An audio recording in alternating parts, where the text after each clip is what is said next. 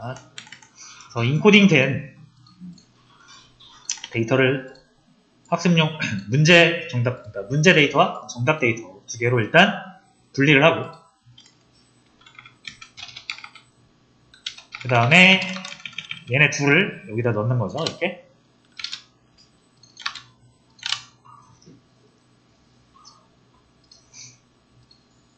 자, 그리고 비율은 아마 이게 그냥 내비 두시면은 학습 데이터가 아마 0.75, 테스트 데이터가 0.25가 아마 기본 세팅일 겁니다. 자, 그래서 요걸 내가 조정하고 싶다. 그러면 여기 트레인 사이즈 또는 테스트 사이즈 두 개가 있어요. 둘 중에 하나를 정하시면 나머지 하나가 결정이 되는 거라서. 테스트 사이즈랑 트레인 사이즈. 요거를 0.8로 잡으면 요게 0.2가 되고요. 뭐 요거를 0.2로 잡으면 얘가 0.8이 되는 거예요. 자동으로. 그래서 트레인 사이즈를 0.8로 잡아주시면 됩니다. 자, 랜덤 스테이트는 필수는 아닌데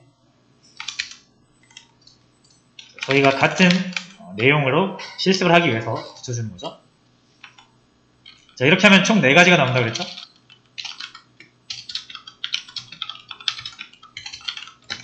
이렇게 나옵니다.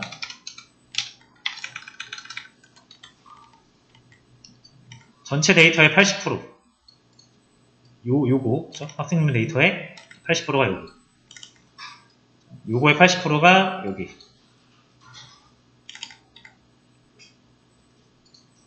요거의 20%가 여기. 요거의 20%가 여기.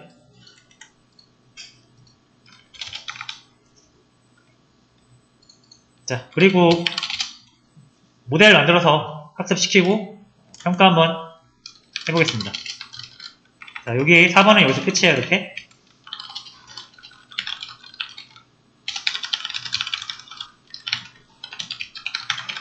자, 요거 해보세요, 이제.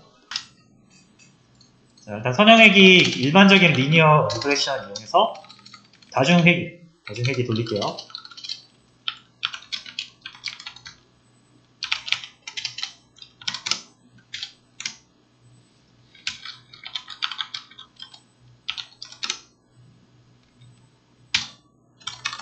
리니어 리그레션, 이거는 오브젝트를 만들어 주시면 되고요.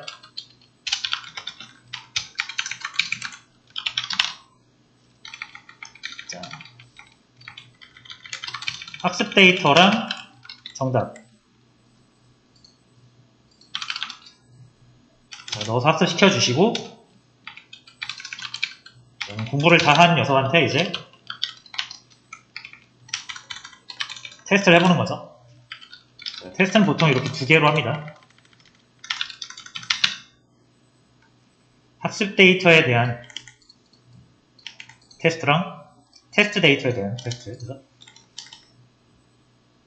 그래서 요거를 하는 목적은 얼마나 이 모델이 공부를 잘 해가지고 원래 데이터를 잘 나타내는지를 보고 싶은 거고요. 그 다음에 요거는 얘가 전혀 몰랐던 새로운 유형의 데이터를 넣었을 때도 비교적 원래 공부한 것만치는 맞출 수 있는지를 보고 싶은 거예요. 그래서 83, 85 이 정도로 해서 나쁘지 않은 점수가 나왔습니다. 자, 근데 이제 요게 이제 이렇게 점수를 냈다고 해서 이제 요거를 맹신을 하면 안 돼요. 다양한 요소가 있어서. 자, 일단 어떤 요소가 있냐면 뭔가 좀 체크를 해봐야 되는 부분이 있어요. 지금 뭐랄까 인코딩, 타겟 인코딩. 자, 요게 무적은 아닙니다. 장점과 단점이 있어요.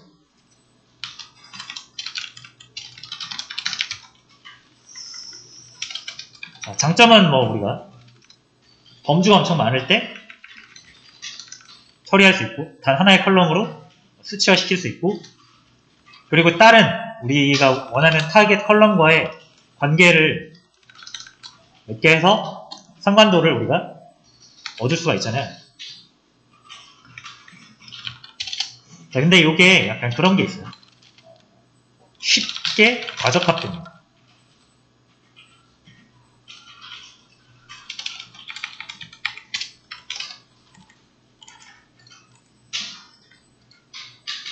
자, 그래서 이게 무슨 말이냐면은, 이 감독 인코딩이랑 장르 인코딩 같은 거, 여기서 한 번만 그려볼게요.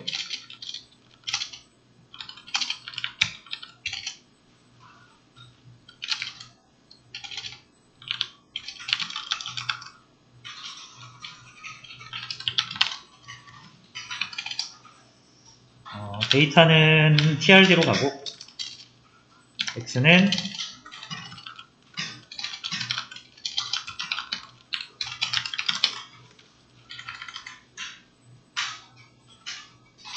언더바.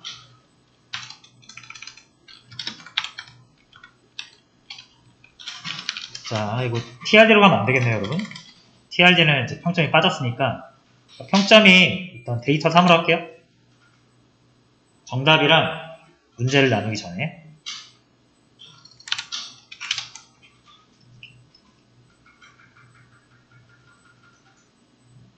이거 뭐라고 나오는데 신경 쓰지 마세요. 폰트 없어서 그래요. 자, 이게 그림이 이렇게 나오거든요. 자, 이게 무슨 의미냐면, 요거, 이렇게 대각선으로 쭉 1대1 비율로, 비율기가 1인, 이 점들이 보이시나요? 얘네들은, 뭐랄까, 우리 표본 데이터가 부족해서 딱 한 번밖에 출현하지 않은 애들이에요. 그래서, 평점이 5점, 평균이 5점대인 감독은 평균 5점일 것이다 라고 딱 한 번 표본이 부족하니까 예측을 한 겁니다. 그래서 데이터에 그 빈도수가 좀 많이 나오면 이렇게 분포를 형성하겠지만, 그렇지 않은 경우는 이렇게 1대1로 관계를 맺게 돼서 얘네들이 이 상관계수를 좀 높여버려요. 그래서 그렇지 않은데도 불구하고 상관도가 좀 높게 나올 수 있는 여지가 있어서 얘네들에 대한 가중치가 많이 들어갑니다. 그래서 좀 과적합될 우려가 있어요. 자, 그래서 쉽게 과적합이 되기도 하고요.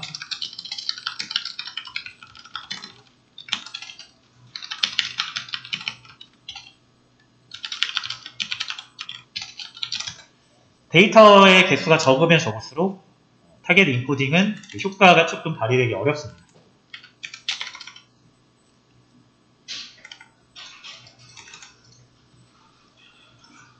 그렇죠? 그래서 이제 타겟 인코딩을 조금이라도 우리가 고정을 하기 위해서는, 자, 교차 검증이라는 기법을 쓸 거예요. 자, 일단 교차 검증 기법은 개념은 간단해요. 자, 우리 전체 데이터가 이렇게 있을 때, 이게 전체죠. 데이터를 더 추가하면 좋겠지만 데이터라는 건 얻는 게 굉장히 어렵습니다. 그래서 실제로 데이터를 얻으려면은 많은 시간이 필요하거나 그 데이터를 얻기 위한 시스템을 구축을 하거나 아니면 돈 주고 사야 돼요. 많은 자원이 소모가 되는 거죠. 그래서 데이터를 추가하는 건 가장 간단한 해결 방법이지만 가장 많이 비용이 드는 방법이기도 합니다. 그래서 지금 가지고 있는 자원에서 내가 모델의 성능을 올리려면 다른 기법을 생각을 할 수가 있어야 되죠. 자, 일단 요 20%는 우리가 뗐죠. 시험용으로. 이게 이제 학습용이에요. 나머지 80%. 우리는 요거를 가지고 딱 한 번 학습을 시켜서 그 모델을 만들었는데, 자, 그러면 이 요 80% 요 한정된 데이터에 대해서만 패턴을 익히게 되고 예측을 하게 돼서 다양한 패턴을 접할 확률이 조금 줄어들죠. 자, 그래서 이거를 이제 어떤 기법으로 해결을 하냐면, 자, 요걸 이렇게 떼서 이 나머지 80% 학습 데이터라고 가정하면은 이걸 이렇게 또 자릅니다. 보통 기본적으로 5개 잘라요. 그래서 학습 데이터가 만약에 100개면은 20개씩 자르는 거죠. 자, 그래서 첫 번째는 얘를 제외하는 거예요. 얘는 나머지, 자, 이러면은 여기서도 얘가 0.8이 되고 얘가 0.2가 되죠. 그러니까 이 패턴으로 한번 학습을 시키고 이걸로 맞춰보는 거예요. 그렇게 해서 점수가 하나 나오겠죠. 자, 이거를 똑같이, 왜냐면 우리가 5개를 나눠놨기 때문에 이번에는 얘를 사용하지 않고 얘네들, 자, 얘네들 사용하면 어쨌든 이 4개의 패턴과 요 4개의 패턴은 조금 다를 수 있죠. 그리고 그거에 대한 정답을 요걸로 예측을 하는 거죠. 그러니까 요거를 5번 반복할 수 있겠죠. 한 번은 얘를 테스트용으로 쓰고, 얘를 테스트용으로 쓰고, 그다음 세 번째는 얘로, 그다음 얘로 해서 이렇게 5번 돌릴 거 아니에요. 그럼 점수가 총 5개가 나옵니다. 3, 4, 5. 그렇죠? 그럼 점수가 들쭉날쭉 할 거예요. 잘 나오는 케이스도 있을 거고, 잘 못 나오는 케이스도 있을 건데, 이 5개를 평균 내면 단 하나의 점수가 나올 거예요. 자, 그러면 딱 하나의 패턴을 가지고 학습한 애보다 다양한 패턴을 가지고 학습한 애가 더 좋겠죠, 그죠? 그러니까 얘 같은 경우는 모의고사를 한 번만 본 거고, 얘는 모의고사를 5번 본 거잖아요. 그래서 모의고사 한 번 본 애가 좀 운이 좋아서 점수가 잘 나올 수 있는 거거든요. 그죠? 그렇다고 얘가 우리가 공부를 잘한다 볼 수는 없는 게, 다음 시험을 봤을 때 완전히 망가질 수도 있는 거거든요. 망할 수도 있는 거예요. 그래서 얘가 정말로 꾸준히 잘하는, 공부를 잘하는지를 보려면 시험을 좀 많이 봐야 돼요. 그래서 내가 가지고 있는 데이터, 제한된 데이터에서 최대한 시험을 많이 보게 하려면 이런 방식으로 데이터를 쪼개서 조합해서 학습을 하는 방법이 있어요.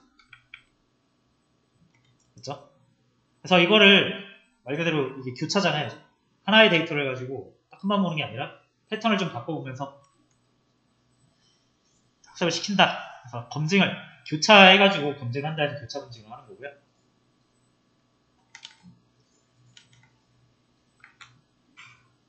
영어로는 크로스 밸리데이트라고 합니다. 이 방법을 쓰면은 장점이 뭐가 되겠어요? 일단 제한된 데이터 안에서 그래도 효과적으로 데이터를 뽕을 뽑을 수 있죠. 그래서 적은 데이터를 효율적으로 사용할 수 있다는 장점이 있고, 그리고 한 번만 시험 보는 것보다 5번 시험 보는 거기 때문에 좀 더 일반화된 패턴을 찾을 수 있어요. 일반화된 패턴이라는 얘기는 여기다 적을게요.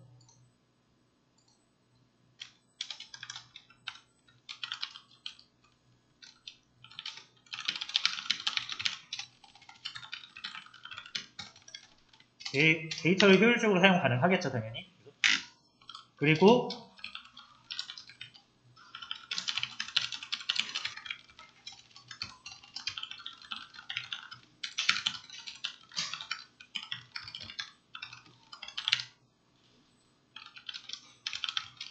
자, 이렇게 어렵게 쓰고 이거 뭐라고 한다?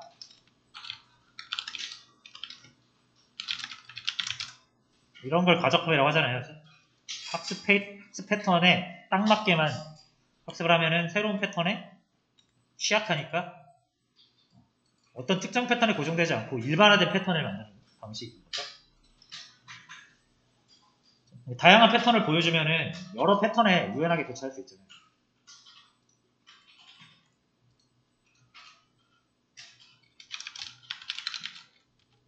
자, 근데 항상 모든 건 다 장점과 단점이 있는 거겠죠.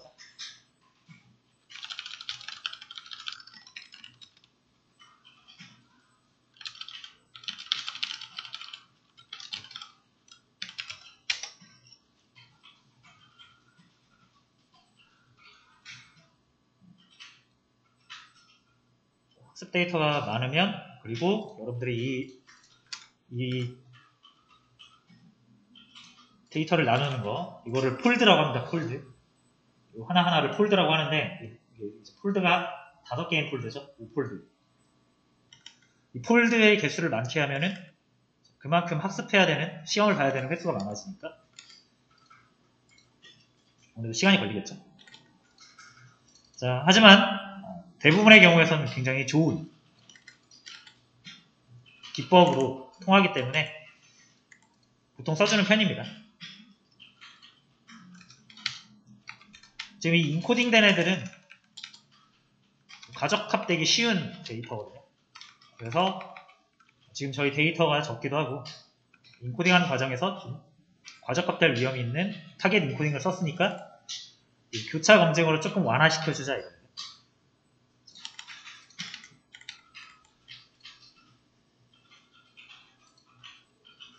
자, 그래서 교차 검증을 시도를 할게요.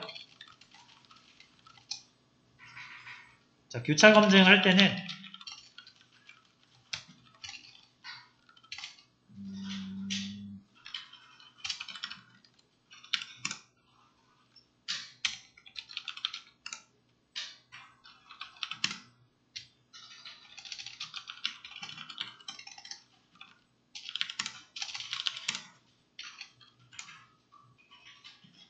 자, 모델 셀렉션 패키지 안에 크로스 벨이라는 시리즈가 있어요. 여기서 크로스 벨 언더바 스코어, 얘를 사용을 해주도록 할게요.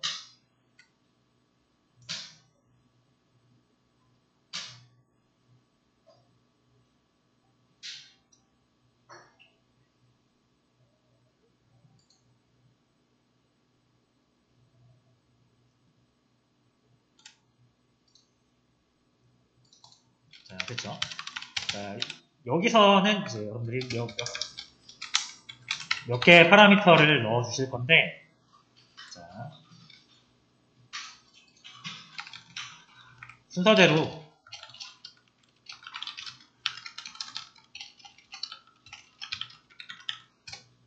교차 검증할 모델, 그 다음에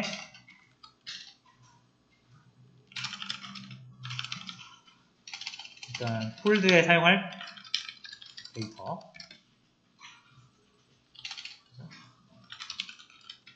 정답, 평가 지표,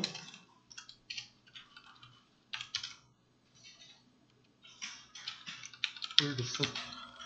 자, 이 정도만 알아주시면 될 것 같아요.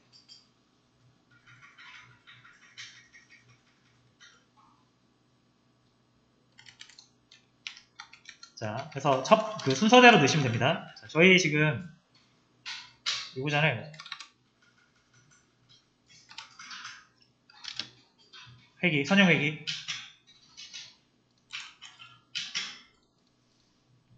그 다음에 폴드에 사용할 데이터는 TRD.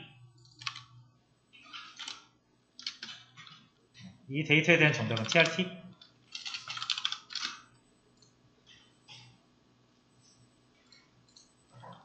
자, 그 다음에 스코링이라는 파라미터 값이 있는데, 평가 지표예요, 평가 지표.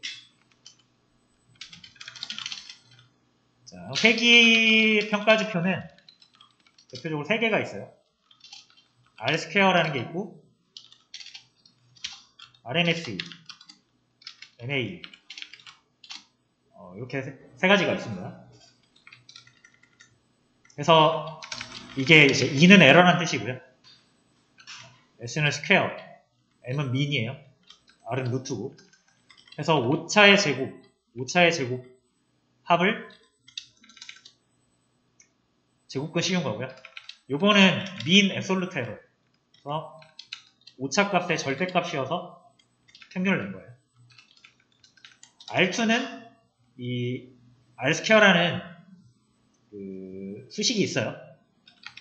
그 수식을 이용해서 얼마나 모델과 실제 데이터가 일치하는가를 수치로 나타내는 겁니다. 그래서 이 두 개를 이제 많이 쓰니까 저번에도 말씀드렸죠. 자, R2 같은 경우는 전체적인 그냥 정확도를 판단하기 위해서 그런 거고, RMSE는 내가 이 수치가 합리적인지, 이 오차를 내가 감안할 수 있는 오차인지 확인을 할 때 실제 그 평균 수치, 오차 수치를 볼 수 있는 거니까. 일단 가장 보기 쉬운 게 R2니까 스코링을 R2로 해줄게요.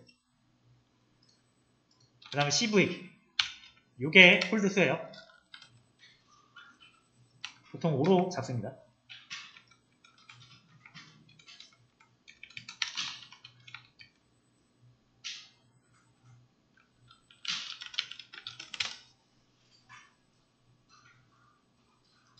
자, 해서 돌려주시면은 교차 검증을 하고요. 교차 검증을 한 스코어가 나옵니다.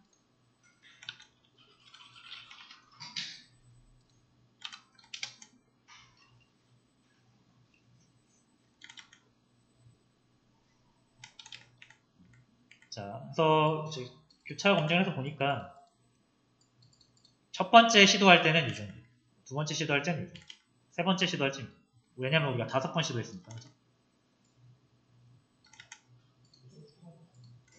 자, 그래서 이제 요거를 어떻게 하면 됩니까? 평균을 내시면 됩니다. 그래서 요게 이제 넘파이 배열이라서 넘파이 배열에서 평균 내는 방법은 이렇게 하시는 거예요. np.min.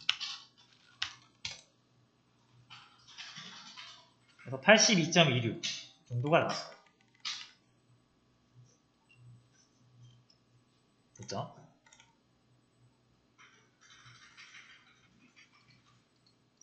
그래서 원래 점수가 83인데 얼추 비슷하게 나왔네요.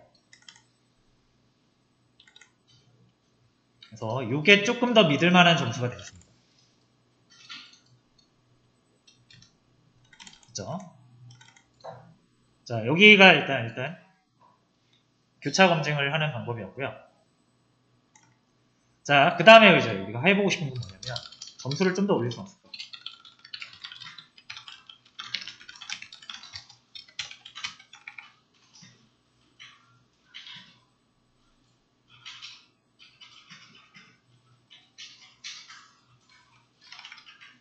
자, 이거 방법은 저번에 우리 집값 할 때도 같이 해봤죠. 방법은 여러 가지가 있겠지만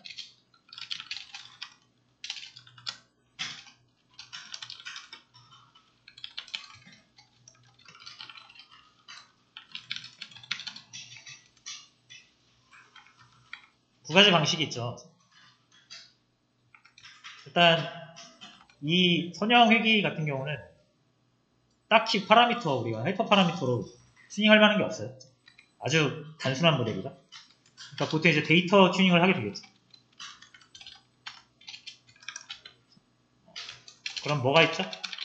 스케일링이 있고요.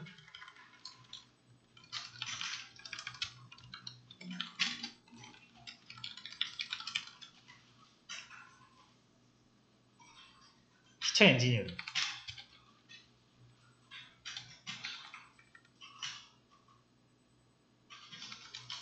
대표적으로 이렇게 두 가지가 있다라고 보시면 됩니다.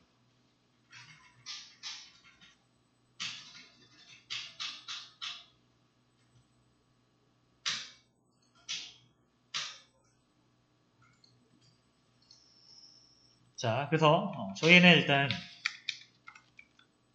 스케일링은 큰 효과를 볼 것 같진 않아요. 왜냐면 이 데이터들이 다 고만고만하거든요.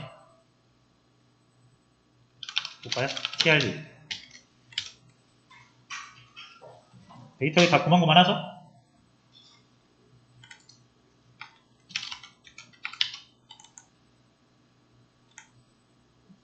잠깐만요, 여러분. 뭐 하나 빠진 것 같다.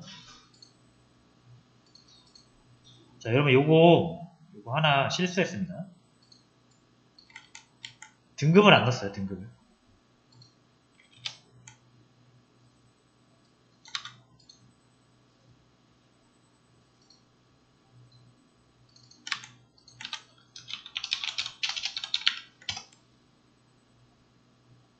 요거를 안 넣었죠, 요거.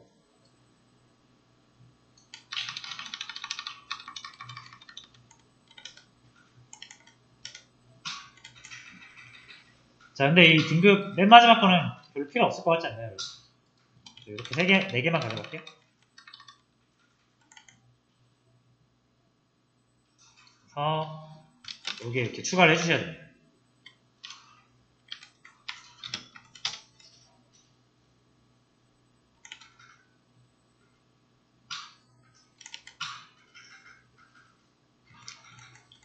자, 뭐 성능상으로 크게 이점이 있지는 않네요. 그래도 조금이라도 올릴 수 있을 것 같으니까.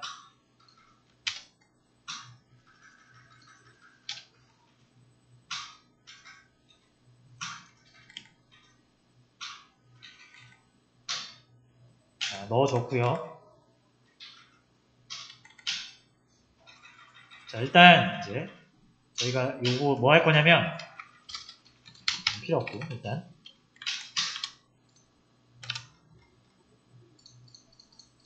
자, 스케일링은 아직 굳이 필요 없을 것 같아서 피처 엔지니어링을 할 건데 첫 번째로 할 거는 이거예요.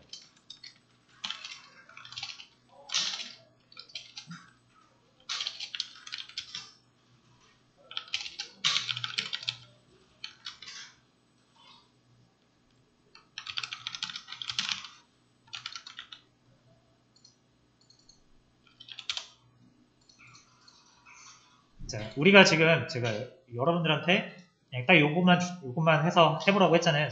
근데 사실 우리는 데이터가 더 많아요, 지금.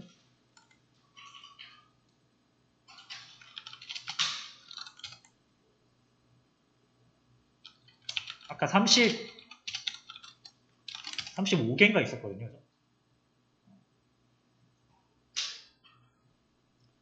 자, 여기서 이제 여러분들이 더 필요한 데이터를 학습에 이용해서 점수를 한번 높여보세요.